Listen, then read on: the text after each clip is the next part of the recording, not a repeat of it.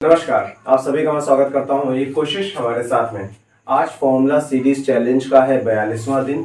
तो देखते हैं कि इस 42वें दिन हमारा कौन सा फॉर्मूला हमारी स्क्रीन पर आएगा। बट उससे पहले आपको बता दूं, क्यूबॉइड के जितने भी इंपॉर्टेंट फॉर्मूलेस थे वो प्रीवियस वीडियो में डिस्कस हो चुके हैं, तो उसको जरूर बार देख लीजिएगा। अब आते हैं कि आज कौन सा शेप उठाया जाएगा। आज हम लोग उठाएंगे क्यूब। क्यूबॉइड में मैंने आपको बताया था क्या क्या मिलता है। आपको मिलता है लेंथ, मिलता है ब्रेथ, मिलता है हाइट मिलता है, और ये तीनों जो होते हैं डिफरेंट साइजेस के डायमेंशंस के होते हैं। इट मींस लेंथ अलग होगा, ब्रेथ की वैल्यू कुछ अलग होगी, हाइट की वैल्यू कुछ अलग होगी, तो क्यूबॉइड बन जाता है। बट अब अपना जो केस है वो अपना केस है क्यूब का। तो क्यूब के केस में जो होगा, अगर मैंने कहा लेंथ, मैंने कहा ब्रेथ, मैंने कहा हाइट, तो ये तीनों आपस में क्या होने वाले होंगे, इक्वल होने वाले होंगे। इट मींस अगर मैंने कहा लेंथ की वैल्यू 4 सेंटीमीटर है, तो इसका मतलब ब्रेथ की वैल्यू भी 4 सेंटीमीटर होगी, और इसका मतलब हाइट की वैल्यू भी 4 सेंटीमीटर होगी। तो कहने का मतलब ये है कि अगर हम कोई भी क्यूब की बात डिस्कस करेंगे तो उसमें जो उसकी साइड्स रहेंगी वो सब आपस में सेम रहेंगी। यहाँ पर जो उसकी लेंथ रहेगी, जो उसकी ब्रेथ रहेगी, जो उसकी हाइट रहेगी, सबकी वैल्यूज आपस में सेम आने वाली हैं।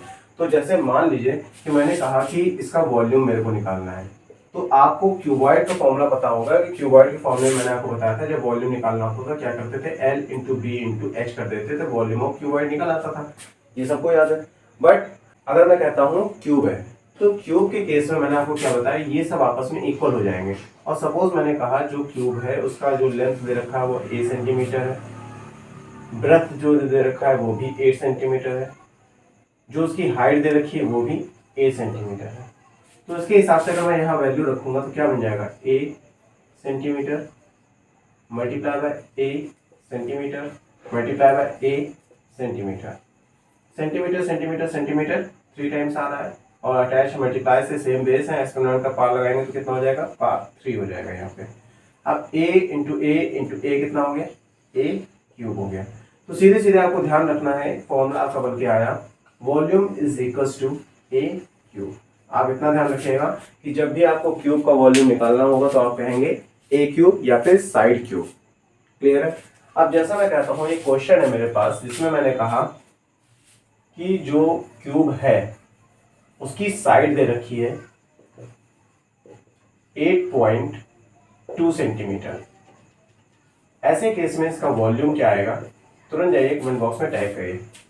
जो भी आंसर होगा उसको यूनिट के साथ जरूर मेंशन करिएगा, क्योंकि यूनिट बहुत इंपॉर्टेंट होती है। कभी कभी ऐसा होता है एग्जाम में हम क्या करते हैं, सारा कैलकुलेशन हमारा सही रहता है, हमारा आंसर भी सही आ रहा होता है, बट हम यूनिट पर ध्यान नहीं देते हैं, जिसकी वजह से यूनिट के मार्क्स हमसे डिटेक्ट हो जाते हैं। तो इस चीज को ध्यान रखिए। अगर आप कोई क्वेश्चन कर रहे हैं तो इतनी कोशिश रहनी चाहिए आपकी कि उस क्वेश्चन में आपकी तरफ से कोई फॉल्ट ना रह जाए, ताकि एग्जामिनर वहां पर नंबर काट सके। अगर आपने आंसर सही लाया, आपने वैल्यूज सारी पुटअप की है, आपकी यूनिट है, तो आंसर में नंबर कटने की कोई चांसेस ही नहीं बनते हैं। इसलिए इन सब चीजों का जरूर ध्यान रखिएगा एग्जाम से पहले। अब इस वीडियो को यहीं पर एंड करने का टाइम आ गया है। जय हिंद, जय भारत।